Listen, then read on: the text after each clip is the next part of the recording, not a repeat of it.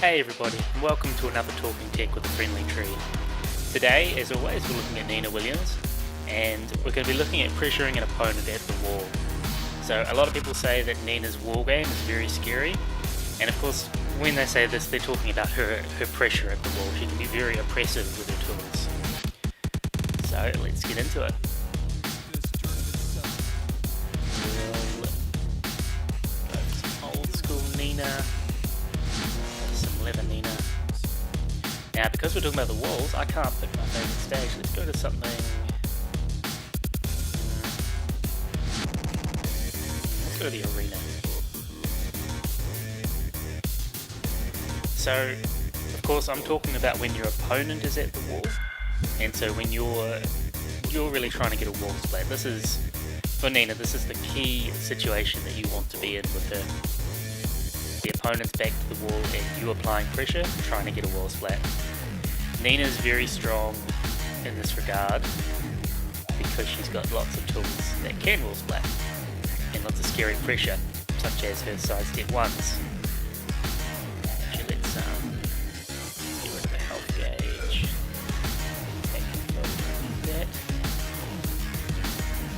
Okay, so of course there's two situations here you can think of. One is when the opponent does a move and you're trying to punish them to get a wall splat. Nina, unlike many characters, does not have a 12 frame that can wall splat, so her back 2-2 will not wall splat. Her back 2-2-2 will, but of course as a punishment you're not going to get that. You can try and do it and hope they don't duck the third hit, hope they try and jab, but not really a punisher, is it? Her fastest standing wall splat move would be down forward 3-4-4 or 3-4, which come out at 14 frames, or up forward 4 comes out at 14 frames. And her fastest wall splitting move in total would be her while standing 1-1+2. So if you recover crouching while standing 1-1+2. Alternatively, if the opponent uses a low that is -13 or a move that leaves you recovering crouching at -13, Nina can while standing 1-1+2 for a wall splat. Otherwise, she needs to use one of these 14 frames. Now this does give her a bit of a disadvantage compared to some other characters. For example, if the opponent does a get up mid kick,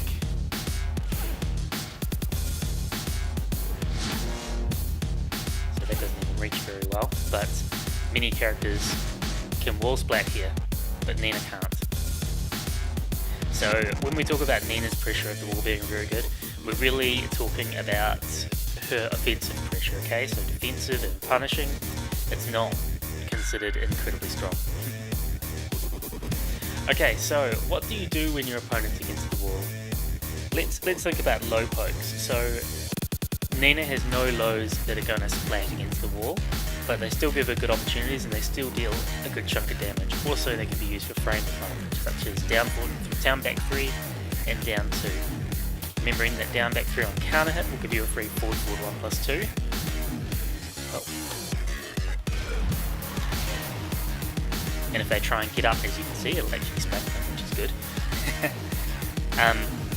So it's quite important when you're at the wall to make sure you're using these low pokes. Also, do be cautious that when someone's at the wall, they'll be quite panicky. They'll try and find an opportunity to get out. So that may mean they could be doing low crush moves, try and get away, or pop kicks as many characters have, or they'll be trying a low parry if they see an opportunity. So you've got to be very cautious and careful with these lows.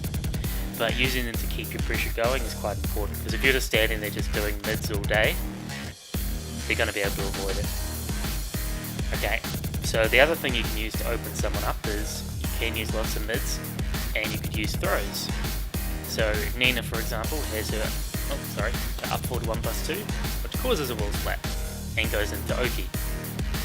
By the way, I do suggest checking out my other video on Oki at the wall, just for more ways to keep the pressure up once you've got a wall splat. Alright, one thing to point out about that throw though is if we play a throw escape, if they break it, oh, whoops. Put the wrong one on, didn't I? Alright. If they break it, you end up at the wall. So that's kind of risky there. Alternatively, you've got other throws you can use. such as the down forward or the 2 break command throw, down forward 2+4, but you can see that takes you away from the wall on hit. Likewise with the down forward 1, sorry, the 1 break, down forward 1+3.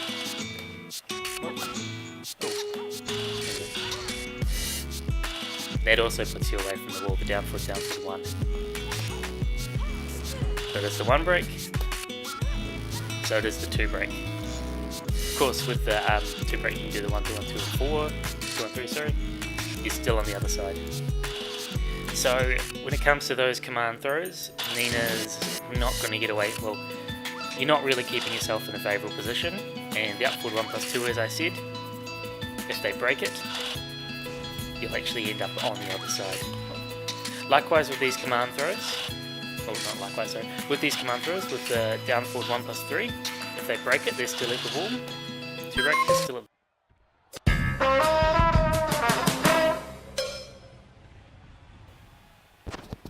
I need a new headset. That's driving me mad.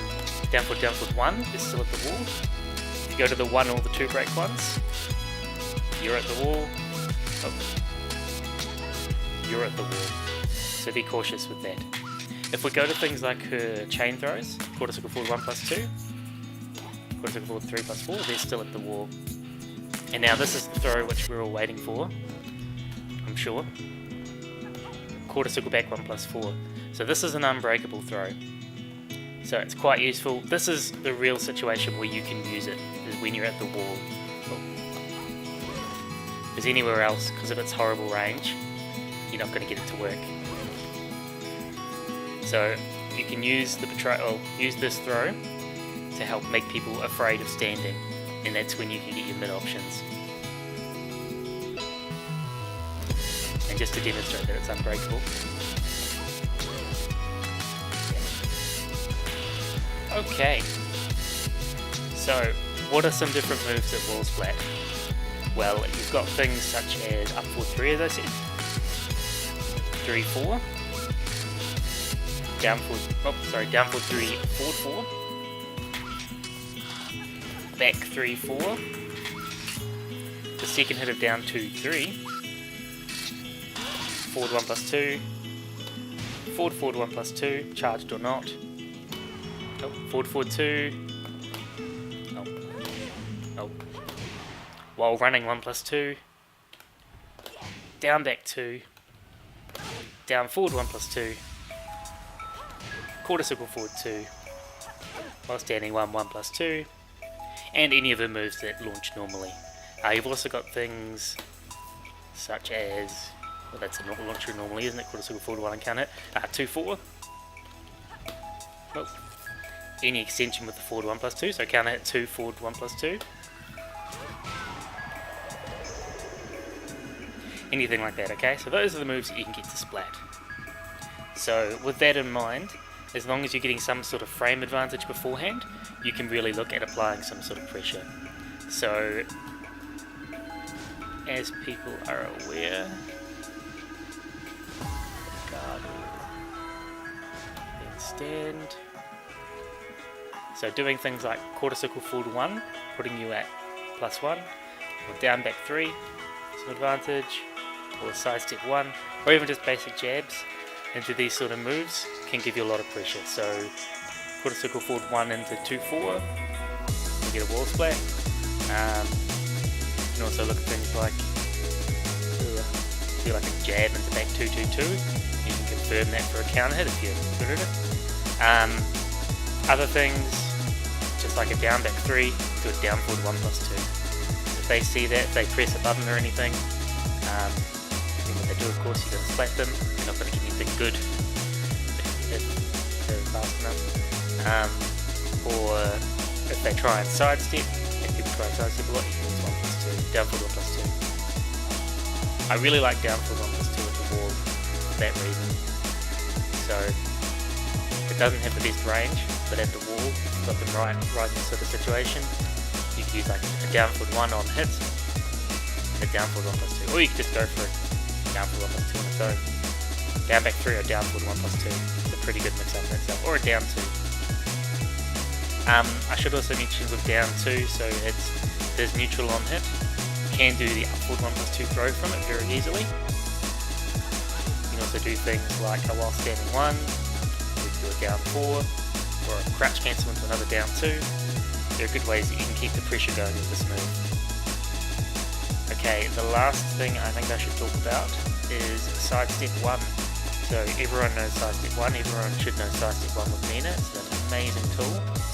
So with this you've got the forward sway and the back sway, and the real big thing about it being at the wall is because of the reduced pushback, it's so much easier to get sidestep 1 into sidestep 1 to work. Now I'm not saying that this is guaranteed, like there are things they can do between the sidestep 1s, but they've got to be very cautious because of this. So you can use this situation to throw out lows. You can use this situation to throw out mids too. So something very good to do could be sidestep 1 back, sidestep 1 back, back 3, 4. Confirming the 3, of course, into the 4.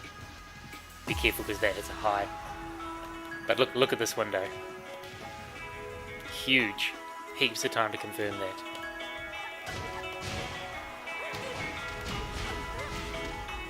Yeah. So with sidestep 1 in mind, you just got to try and get that going to keep the pressure. So I mean, at the wall, if someone's trying to get out, they're going to do a few risky things, and I mean, they're not always going to do things that are crazy punishable. So a lot of the time, you might be able to get like if they're smart, they're going to do things that are less than neg 14, so that Nina can't balls flat. So for example, if they do a hop kick, you can get like a down forward 1-2 to get into your sidestep 1 pressure. Don't do that. Likewise, if they do something a bit less safe, you can do the 1-2 into the sidestep pressure. Also, once you've got them a bit afraid, I mean, you could do things like just doing a jab into a sidestep 1. It's not fast, there are ways they can interrupt it, but of course after a jab, they don't have many options they can do. And because you're sidestepping, you're looking at evading. Likewise, you can try and bait jabs and then try and either duck under or do a back sway to get out of it.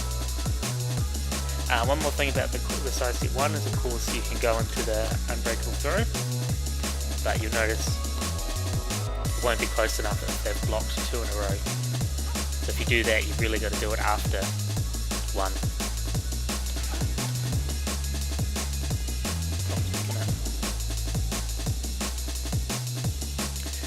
Okay, so I hope that gave you some ideas of what you can do at the wall just to keep the pressure going and keep them afraid, terrified of Nina.